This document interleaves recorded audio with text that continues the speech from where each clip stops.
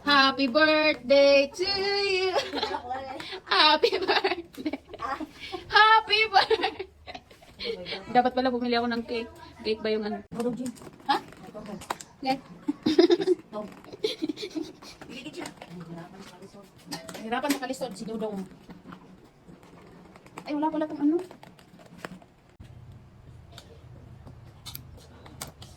Eh, lobat. Shit, lobat pala. Lobat yung ano. Ayun. Kaway-kaway dyan.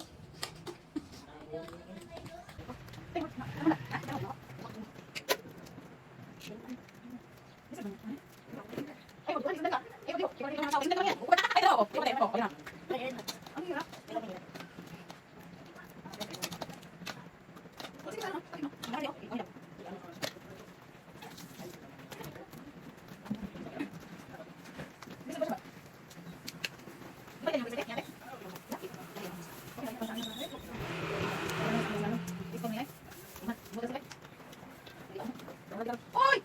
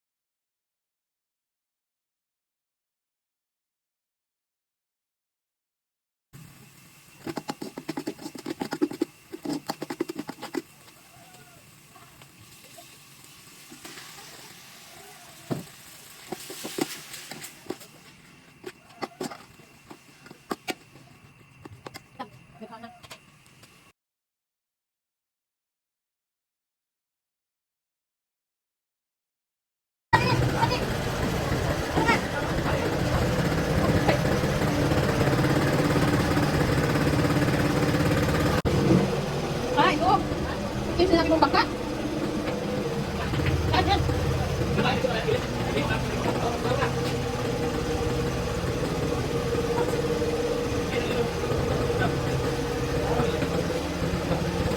May naman to. Sino siya?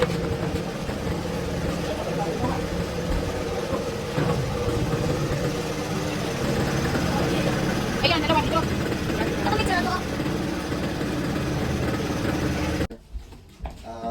Unang-una po sa lahat, binabati ko po kayo sa pagbubukas ng inyong negosyo at pagsubok, padaan tayo sa mga bagay na minsan, talatang tatlo, iukol mo sa Panginoon ang iyong mga gawa at ang iyong mga panukala ay matatatag. Ito pong versikulo na ito ay nagpapaalala sa atin na kapag inihandog natin sa Panginoon ang mga bagay na ating ginagawa, ang Diyos po ang nagtatatag.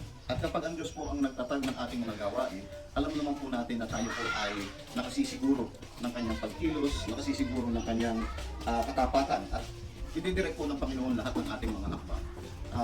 Ako po ay minsan naging negosyante rin at aware po ako doon sa mga challenges, ang mga pagsubok na kakaharapin sa isang pagninegosyo. Pero ang napakaganda po, kapag ikaw ay nagninegosyo na ang Panginoon ang kasama mo, alam naman po natin na patuloy tayong gagabayan at tatakbuhan ng ating Panginoon.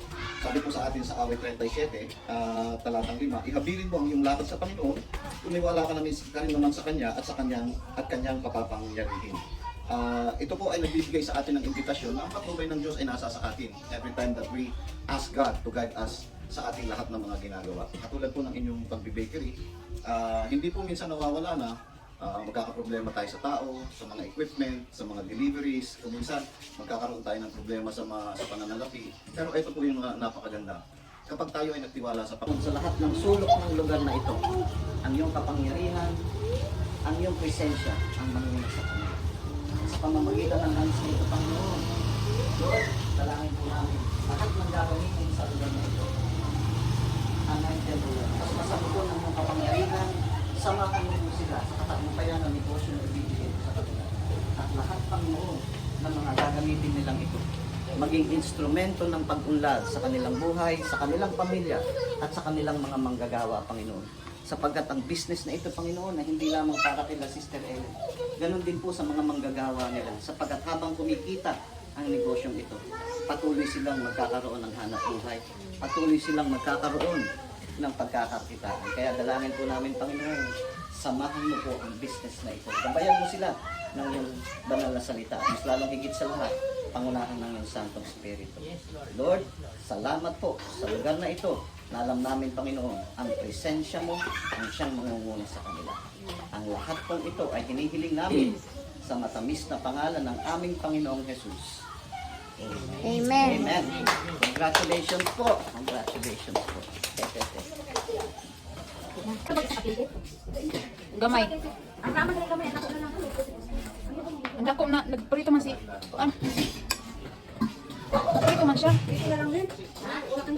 Kulang. Masikip na.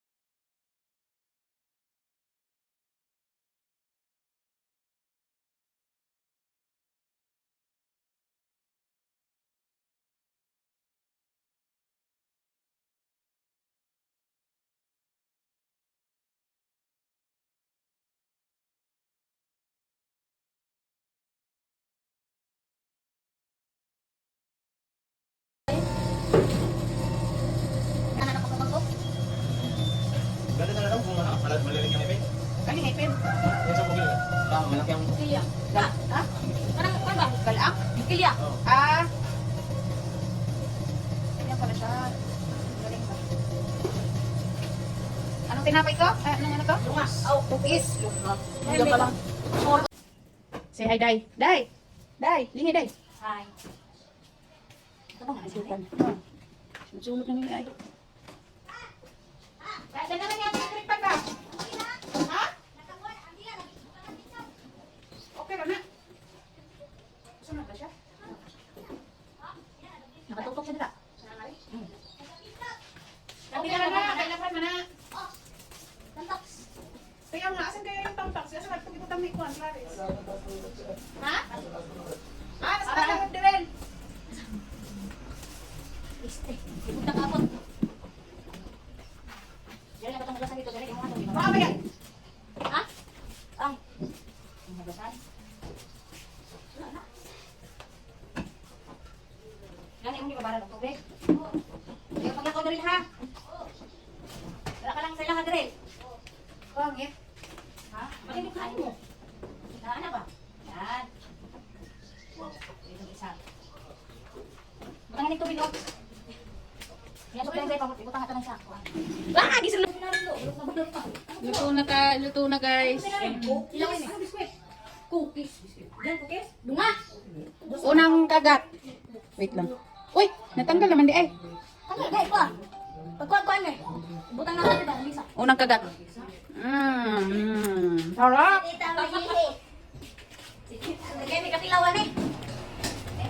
Uy, unang luto ka ngayon, te. Dapat nagbayad ako, te. Hindi, free man ha. Oh. Bayad si Gilo.